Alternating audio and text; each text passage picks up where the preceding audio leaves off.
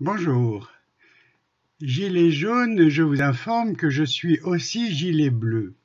Alors pour ceux qui ne savent pas ce que c'est qu'un gilet bleu, ce sont les conjoints de la police qui s'inquiètent pour leur mari ou pour leurs femmes qui sont dans la police. Donc je suis les deux, c'est-à-dire que je ne veux pas de casse, ni de policiers, ni de vitrine.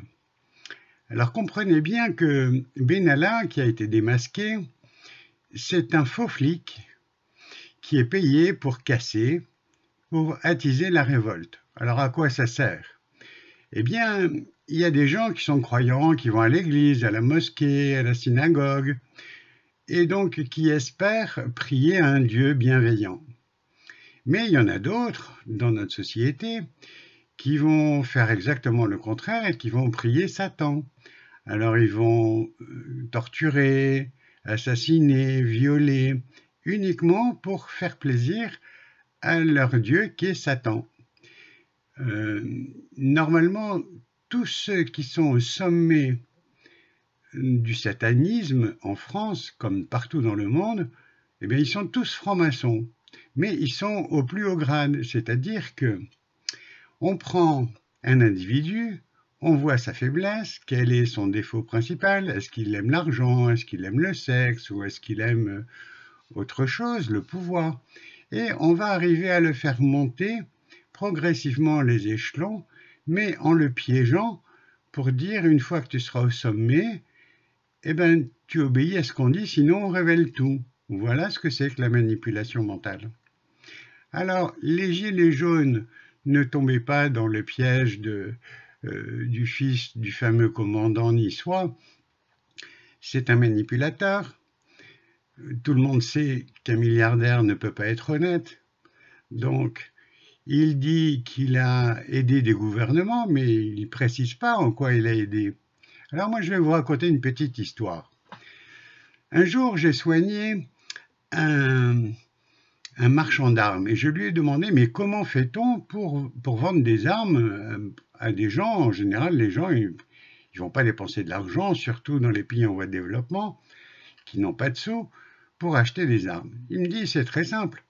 Il suffit d'aller dans un village, de dire, tu sais, le voisin d'à côté, le chef du village d'à côté, il est en train de s'armer.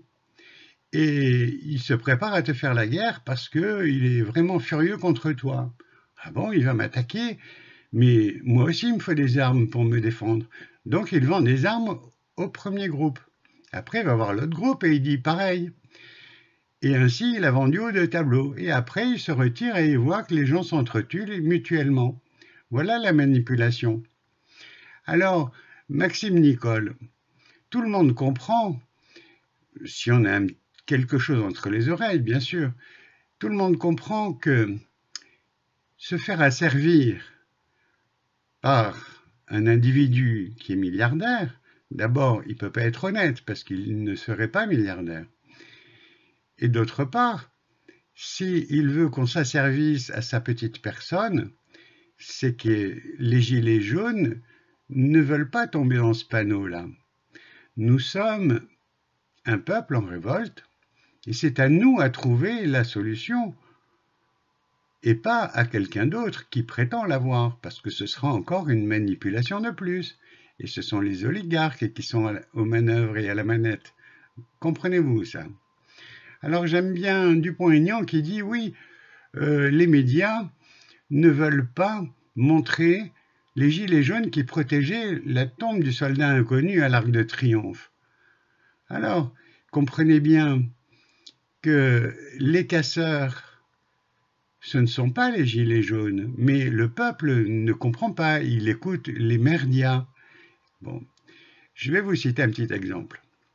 J'ai fait la grève de la soif et de la faim devant le siège de Geneviève Lévy à Toulon, cours Lafayette. J'ai commencé le 4 à 15 h et j'ai fini le lendemain à la même heure parce que je voulais avoir une réponse claire et précise et urgente. Alors, je lui ai dit, notre président de la République, nous lui avons demandé la démission, il ne veut pas entendre. On demande maintenant à nos élus, députés et sénateurs, d'enclencher l'article 68 de la Constitution pour le destituer, parce qu'il y a au moins 10 motifs qui permettent de le destituer, parce qu'il ne respecte pas la Constitution française. Ce à quoi Geneviève Lévy m'a répondu au téléphone, puisqu'elle était à Paris: je n'ai pas été élu pour destituer mon président. Donc, on comprend bien que ce n'est pas le nôtre. C'est son président qui lui donne des avantages fiscaux, RDS supprimé, CSG supprimé. C'est très comique tout ça. Donc, je suis allé hier au palais de justice et essayer d'avoir une entrevue avec le procureur de la République. Moi, en tant que professionnel de santé, j'affirme que M. Macron est un psychopathe, malade dangereux, et donc il faut qu'il soit hospitalisé d'office. Donc la procédure, en vertu du Code de la santé publique, il faut que ce soit le procureur qui protège d'une part les individus, mais d'autre part, il faut que ce soit le préfet de police de Paris, en l'occurrence, qui saisisse M. Macron et qui le mette en hôpital psychiatrique pour expertise. Parce que je suis persuadé que sur le plan toxicologique, on va retrouver dans ses cheveux des substances hallucinogènes ou toxiques. Alors, peut-être c'est à son insu, ou peut-être c'est volontaire. Alors si on n'a pas le droit de rouler avec un véhicule en ayant des substances toxiques, conduire un pays, c'est bien pire, non ? Donc ce qui permet de comprendre que notre pauvre président de la République, qui n'existe seulement pour un quart de la population qu'il a élue, enfin un quart du corps électoral, ne correspond à rien du tout. Donc j'ai déposé un courrier au procureur de la République pour qu'il comprenne la démarche. Et je souhaite qu'il y ait une analyse psychiatrique et toxicologique par 3 différentes nationalités, une française, une suisse et une belge, francophone et neutre. Voilà, est-ce que vous avez compris le sens de ma démarche? Voilà, donc, je vous invite à réfléchir, à ne pas aller dans le piège des Champs-Élysées, mais aller, comme le dit Jean de Rock, à l'endroit où on ne nous attend pas. Voilà. Donc, si vous débarquez de la gare de Lyon, ou de la gare de l'Est, ou de la gare du Nord, ou par des bus, méfiez-vous, il vaut mieux descendre une station avant, et puis regagner tranquillement, comme des bons, simples citoyens qui ne vont pas manifester, mais pour faire du tourisme. Voilà ce qui nous attend. Alors, je voudrais réagir aux enfants qui ont été humiliés à Mantes-la-Jolie, qui se sont retrouvés être obligés d'être à genoux, les mains sur la tête. Alors moi, j'ai répondu sous cette photo que les enfants avaient bien conscience de la société injuste dans laquelle on était, et qu'ils la cachent. C'est très sain comme mentalité. S'ils cassent cette société, c'est parce qu'elle ne va pas bien. Et donc, ils n'en veulent pas. Et ce sont eux qui ont raison. Par contre, si nous, adultes, sommes bien manipulés et bien engrammés pour correspondre à des schémas de pensée en disant « il ne faut pas casser », eh bien, je crois que c'est nous qui sommes malades mentaux. Comprenez-le. Bien, bon courage. Donc, j'ai remis ce document et j'ai voulu en remettre une copie en tant que gilet bleu et gilet jaune. Alors bleu parce que ce sont les femmes ou les conjoints de policiers qui ont peur pour eux. Et ça, moi je dis simplement à ces conjoints-là, faites en sorte de détruire les lacets de leurs chaussures, de casser leur matériel comme leur pistolet, faire en sorte qu'ils ne puissent pas aller travailler, découper leur uniforme, enfin, de trouver des moyens pour qu'ils ne puissent pas continuer à faire le jeu de nos dirigeants qui manipulent absolument la violence. Petite histoire, j'ai appris hier par une personne, non, avant-hier, j'ai appris par une personne qu'il y avait des militaires qui étaient tout à fait favorables de jouer le rôle des casseurs. Et donc, c'est la police qui les emmène sur le terrain, ils cassent, et puis, comme il y a des gens comme vous et moi qui se disent « Ah tiens, ils cassent, ah ben moi aussi je rentre dans le jeu parce que ça fait l'effet de groupe, c'est l'effet de masse. » Et ça, c'est bien connu des psychiatres. Donc, quand on fait l'effet de masse, à ce moment-là, hop, c'est celui-là qui va être arrêté, mais ce n'est pas le militaire ou le policier en civil qui va être arrêté, puisqu'il sera relâché aussitôt. Voilà. Donc, vous avez compris la manipulation. Donc, les vrais casseurs, tout le monde le sait, c'est la police, ou tout du moins, ce sont des militaires déguisés en civils qui font cette casse, et à nous d'être intelligents, et puis de réagir différemment.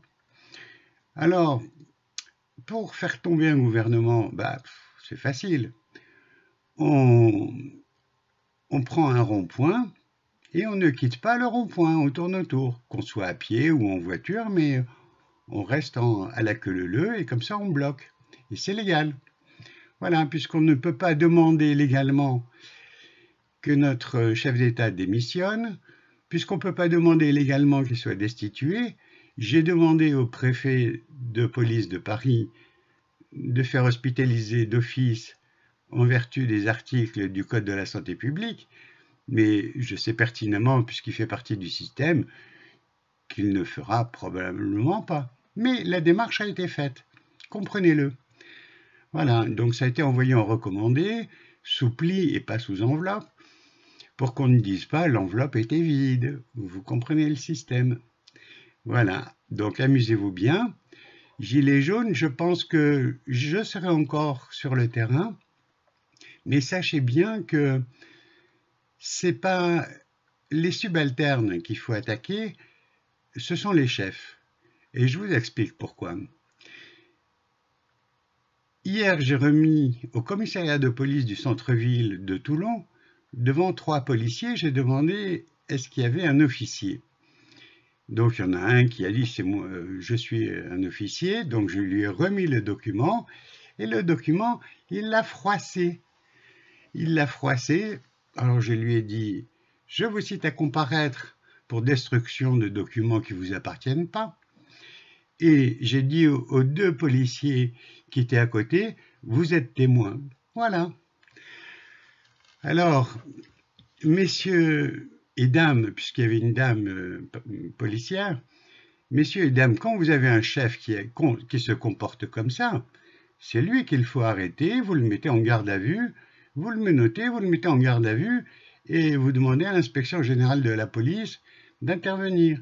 Mais si vous pensez que l'inspection générale de la police fait partie du système et va rendre un verdict tout à fait minoré, je vous conseille d'appeler le peuple pour qu'il soit jugé en place publique.